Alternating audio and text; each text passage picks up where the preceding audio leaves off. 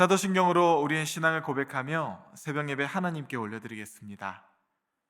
전능하사 천지를 만드신 하나님 아버지를 내가 믿사오며 교회 아들 우리 주 예수 그리스도를 믿사오니 이는 성령으로 잉태하사 동정녀 마리아에게 나시고 본디오 빌라도에게 고난을 받으사 십자가에 못 박혀 죽으시고 장사한 지 사흘 만에 죽은 자 가운데서 다시 살아나시며 하늘에 오르사 전능하신 하나님 우편에 앉아 계시다가 저리로서 산자와 죽은 자를 심판하러 오시리라. 성령을 믿사오며 거룩한 공예와 성도가 서로 교통하는 것과 죄를 사해 주시는 것과 몸이 다시 사는 것과 영원히 사는 것을 믿사옵나이다. 아멘.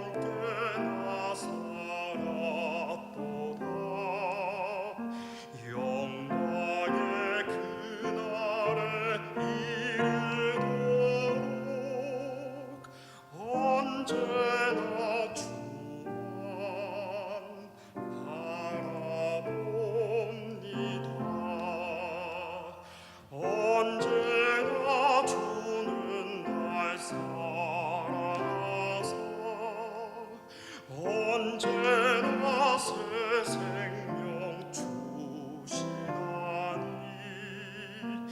영광의 그날에 이르도록 언제나 주만 바라봅니다.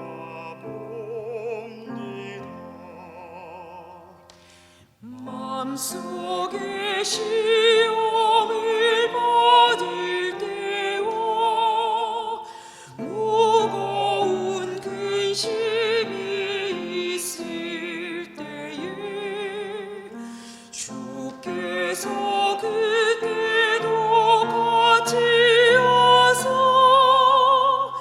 언제나 나를 도와주시네.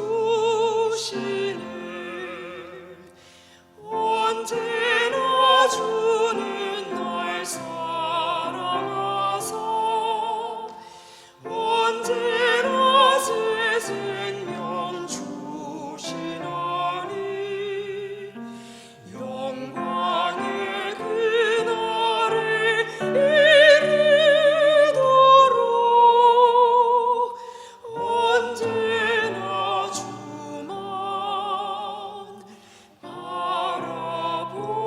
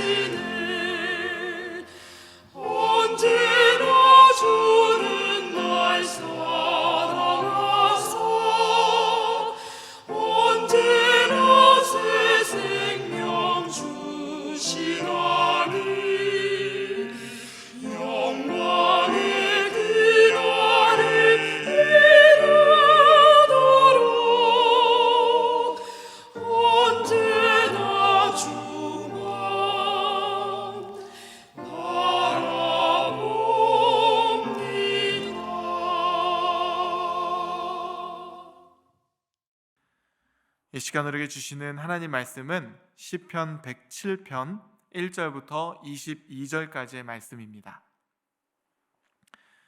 여호와께 감사하라. 그는 선하시며 그 인자하심이 영원함이로다.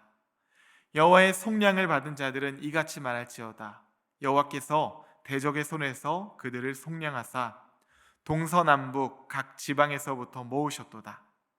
그들이 광야 사막길에서 방황하며 거주할 성읍을 찾지 못하고 줄이고 목이 말라 그들의 영혼이 그들 안에서 피곤하였도다. 이에 그들의 근심 중에 여호와께 부르짖음에 그들의 고통에서 건지시고 또 바른 길로 인도하사 거주할 성읍에 이르게 하셨도다. 여호와의 인자하심과 인생에게 행하신 기적으로 말미암아 그를 찬송할지로다. 그가 사모하는 영혼에게 만족을 주시며 줄인 영혼에게 좋은 것으로 채워주심이로다.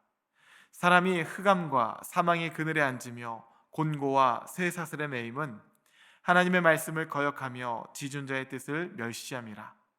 그러므로 그가 고통을 주어 그들의 마음을 겸손하게 하셨으니 그들이 엎드러져도 돕는 자가 없었도다. 이에 그들이 환난 중에 여호와께 부르짖음에 그들의 고통에서 구원하시되 흑암과 사망의 그늘에서 인도하여 내시고 그들의 얽어맨 줄을 끊으셨도다. 여호와의 인자하심과 인생에게 행하신 기적으로 말미암아 그를 찬송할지로다. 그가 논문을 깨뜨리시며 쇠빗장을 꺾으셨음이로다. 미련한 자들은 그들의 죄악의 길을 따르고 그들의 악을 범하기 때문에 고난을 받아 그들은 그들의 모든 음식물을 싫어하게 되어 사망의 문에 이르렀도다. 이에 그들이 그들의 고통 때문에 여호와께 부르짖음에 그가 그들의 고통에서 그들을 구원하시되 그가 그의 말씀을 보내어 그들을 고치시고 위험한 지경에서 건지시는도다. 여호와의 인자하심과 인생에게 행하신 기적으로 말미암아 그를 찬송할지로다. 감사제를 드리며 노래하여 그가 행하신 일을 선포할지로다. 아멘. 함께 기도하시겠습니다. 여호와께 감사하라. 그는 선하시며 그 인자하심이 영원함이로다. 할렐루야. 사랑과 자비가 많으신 하나님 아버지, 오늘도 주의 선하심으로 세상을 깨우고 그 모든 발걸음을 인도하여 주시니 감사합니다. 또한 주님, 그 안에 우리의 생명을 담으시고 존귀하다고 하나님의 자녀로 충분하다고 말씀하여 주시니 감사합니다. 하나님, 오늘 하루도 그러한 주님의 부르심에 힘입어 하나님 앞에 섭니다. 우리는 주의 은혜에 의하여 믿음으로 말미암아 구원받은 하나님의 백성이오니 오늘도 거룩하게 살아가며 승리케 하여 주시옵소서. 예수님의 이름으로 간절히 기도하옵나이다. 아멘. 할렐루야. 네, 오늘은 오늘이라는 예배라는 제목으로 하나님 말씀 전하도록 하겠습니다. 시편 107편은요 시편 106편과 마찬가지로 바벨론 포로 귀환 이후에 이스라엘을 구원하신 하나님의 은혜와 섭리를 찬양하는 찬양시입니다. 우리는 교만하고 미련하여서 하나님 주신 은혜에 감사하며 살지 못하고 무언가를 잃어버린 후에야 그것이 얼마나 큰 은혜였는지, 감사였는지 슬피 울며 이를 갈며 후회할 때가 종종 있습니다. 저는 7살 된 제 아들을 키우면서 종종 그런 모습을 목격하곤 합니다. 둘째라 그런지 애교가 많아요. 이름이 선율인데 사랑스러움이 넘친다고 해서 별명을 과즙선율이라고 지어줬습니다. 과즙미가 넘쳐난다는 뜻이죠. 표현하는 언어나 행동도 참 이렇게 사랑스럽게 표현하는 재주가 있어요. 아마 고슴도치 제 자식 예쁜 것도 조금 있을 것 같습니다. 애교로 부모의 마음을 녹이고 또 아무래도 막내이다 보니 첫째에 비해 자연스럽게 이렇게 허용되는 범위도 조금은 더 넓어지는 것 같아요. 키우다 보니 왜 첫째가 첫째고 막내가 막내인 줄을 알겠더라고요. 이렇게 둘째가 귀엽다 보니까 때로는 혼내는 와중에도 전혀 예상치 못한 이 아이의 반응으로 인해서 웃음보가 터져버리고 그렇게 유야무야 상황이 끝낼 때도 종종 있습니다. 그런데 가끔은 이 녀석이 대범해질 때가 있어요. 좋게 표현하면 자존감이 높아서 그런 거고요. 반대로 표현하면 이제 정신줄을 놓아버린 거죠.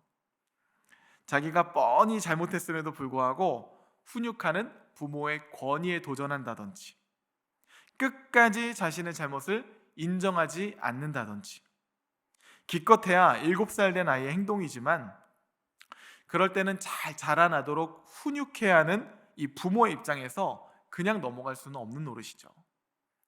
하루는 제 방에서 설교를 준비하고 있는데 둘째 아이가 막 서럽게 우는 소리가 문 밖에서 들려오는 거예요. 거실에 아내가 있으니까 저는 나가서 개입하기보다는 그냥 계속해서 설교를 써야겠다 싶어서 몰입을 하고 있었습니다. 평소 같았으면 울음소리가 그쳐도 벌써 그쳐야 될 타이밍인데 오히려 울음소리는 점점 더 이렇게 커져만 가는 것이에요.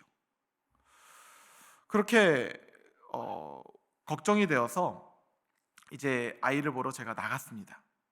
저희 아이들이 2층 침대를 사용하거든요. 함께 잡니다.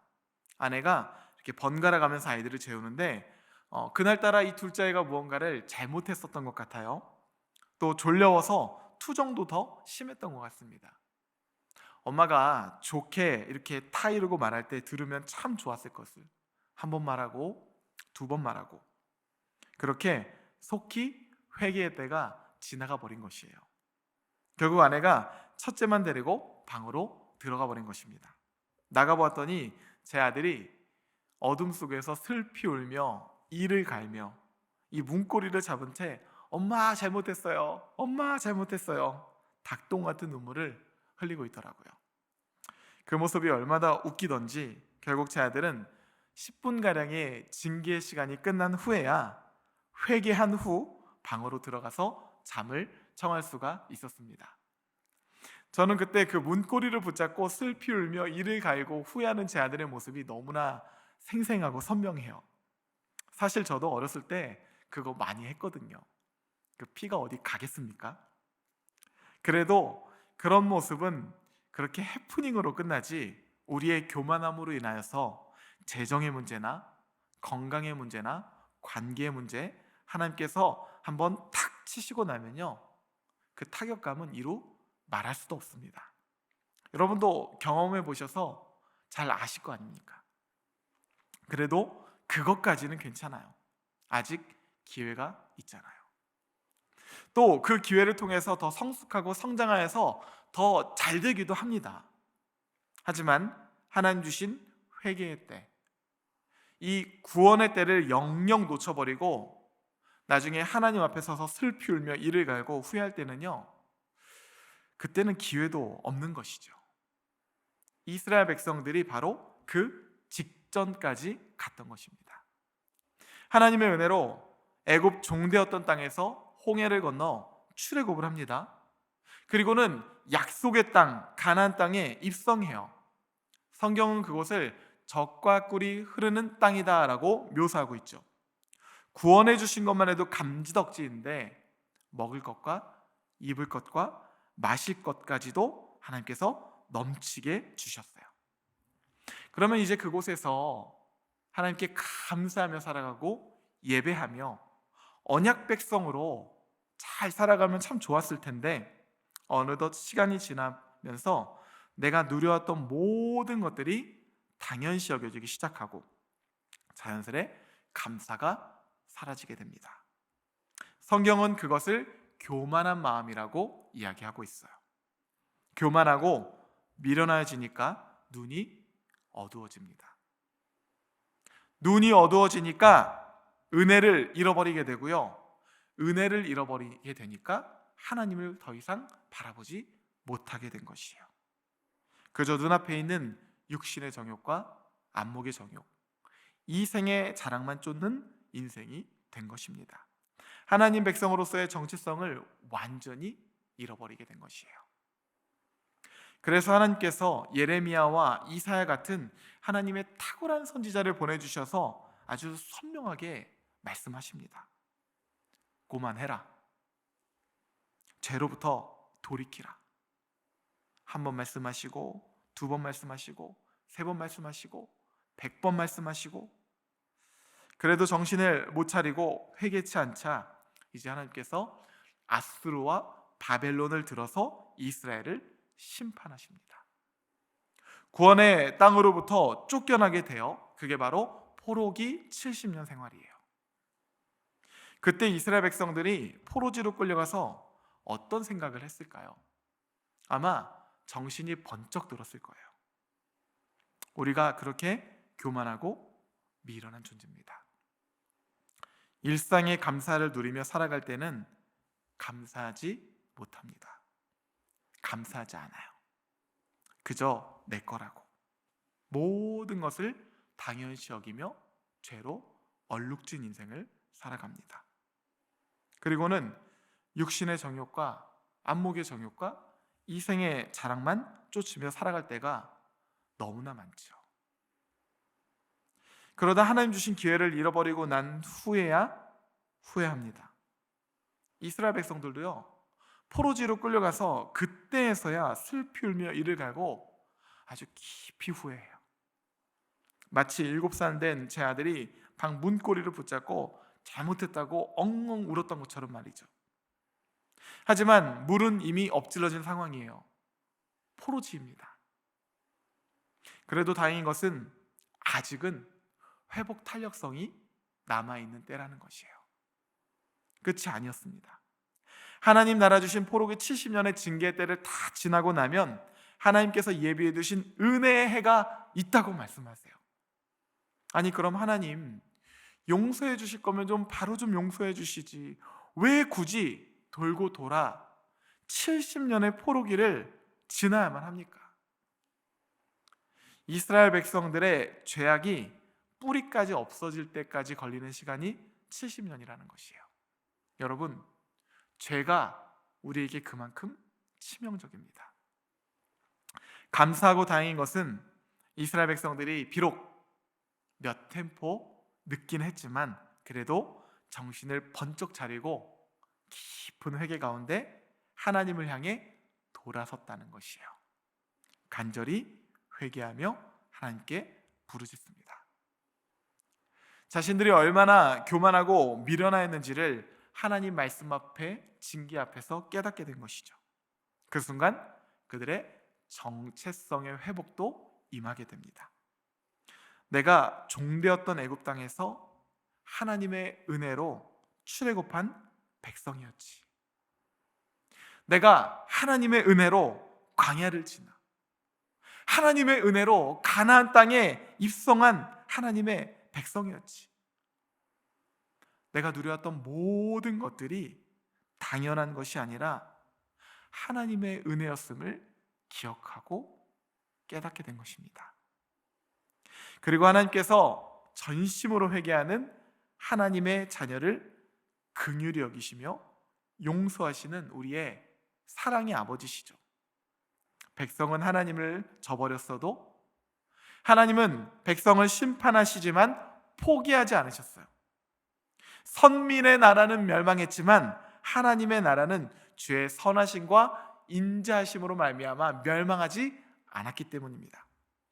그들이 부르짖을 때 하나님께서는 대적의 손에서 이스라엘 백성들을 속량하시고 동서남북 사방이 흩어진 주를 인정하는 모든 자들을 모아서 새 백성을 삼으십니다. 2절과 3절 말씀이에요. 여호와의 속량을 받은 자들은 이같이 말할지어다. 여호와께서 대적의 손에서 그들을 속량하사 동서남북 각 지방에서부터 모으셨도다. 바벨론 포로지로부터 회복되어 돌아온 이스라엘 백성들이 이제는 이렇게 고백하고 있습니다.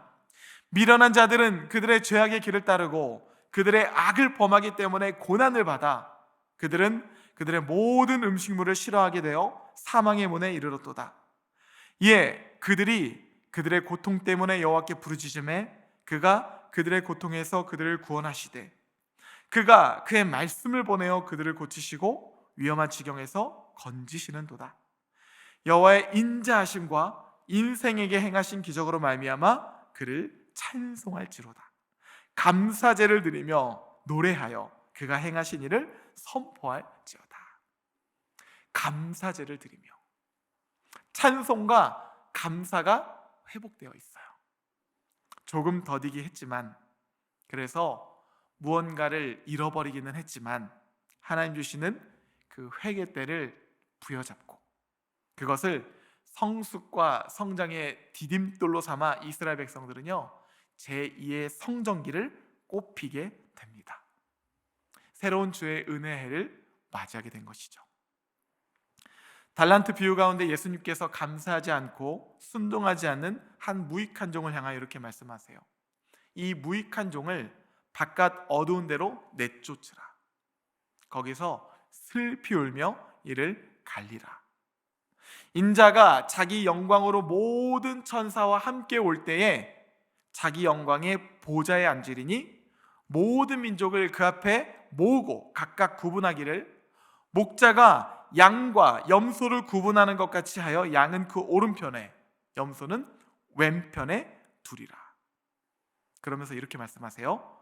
그때 임금이 그 오른편에 있는 자들에게 이르시되 내 아버지께 복받을 자들이여, 나와 창세로부터 너희를 위하여 예비된 나라를 상속받으라. 사랑하는 성도 여러분, 오늘 지금 여기 여전히 나에게 생명을 허락하신 하나님께서도 우리에게 동일하게 말씀하십니다. 너희를 위하여 예비된 하나님 나라를 상속받으라.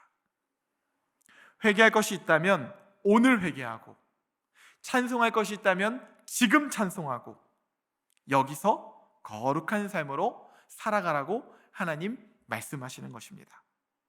그럴 때 우리는 이 땅에서뿐만이 아니라 영원한 하나님 나라에 예비된 나라를 상속받는 그 기쁨에 참여하는 하나님의 백성이 되는 것이에요. 오늘 하루도 코람데오, 하나님 앞에서 예비된 나라를 상속받는 그 즐거움에 참여하는 복된 하루가 되시기를 주님의 이름으로 축복합니다. 함께 주기도문 하시겠습니다. 하늘에 계신 우리 아버지여, 이름이 거룩히 여김을 받으시오며 나라가 임하시오며 뜻이 하늘에서 이루어진 것 같이 땅에서도 이루어지이다. 오늘 우리에게 일용할 양식을 주시옵고 우리가 우리에게 죄 지은 자를 사하여 준 것 같이 우리 죄를 사하여 주시옵고 우리를 시험에 들게 하지 마시옵고 다만 악에서 구하시옵소서. 나라와 권세와 영광이 아버지께 영원히 있사옵나이다. 아멘.